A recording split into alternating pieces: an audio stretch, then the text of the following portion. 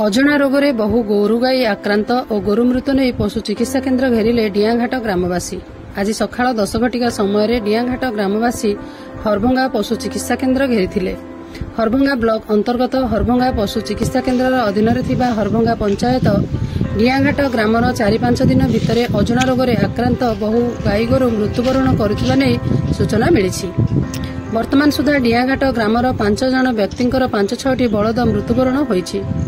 सूचना अनुसार किछि दिन तले पागला कुकुर किंबा एक बिलुआ गोटे गाई को आक्रमण करिथिला, जहाँफल से गाईर क्षत भल न हेबा सहित पागल भलिया घूरी बुलुथिला। कालक्रमे 2 दिन तले एही ग्राम रे 2टी गाई मृत्युवरण करिथिबा बेले आज आउ 3टी बलद मृत्युवरण करिसेंती। ए बाबदरे ग्रामवासी अतिष्ठ होई आसी पशु चिकित्सालय केन्द्र को घेराव करथिले।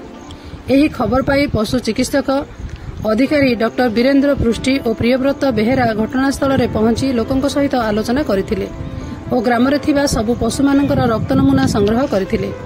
जेहेतु यह एक जलांतक रोग गाई गोरुंको पाटिरु बाहरुथुबा लाल को केही स्पर्श न करिबा पई परामर्श देथिले। संग्रह होइथिबा रक्त नमूना को भुवनेश्वर परीक्षा करिबा पई पठाइबा पई प्रतिश्रुति देथिले। यह एक चाषी बहुल और गरीब श्रेणीर ग्राम होइथिबारु जो गाई गोरु मृत्युवरण करिसेंती सेगुड़िकर क्षतिपूरण जोगाई देबा पई ग्रामवासी तरफरु पशु चिकित्सा अधिकारी जरिया जिलापाल को अनुरोध करथिले। जिला प्रशासन तथा मुख्य पशु चिकित्सा अधिकारी उक्त घटना संपर्क में जणाइबा सहित क्षतिग्रस्त चाषी अजित प्रधान, दुशासन पात्र, चंद्रकांत पात्र, नवघन पात्र और सुभाष कर्मी क्षतिपूरण पई चेष्टा करिवे बोली डॉक्टर वीरेन्द्र पृष्टि लोकमानंकु बुझाइला परे लोकमाने शांत होइथिले। बौद्धरू बैद्यनाथ सामल सहित हरभंगारू चित्तरंजन सिंह रिपोर्ट मो जिला खबर।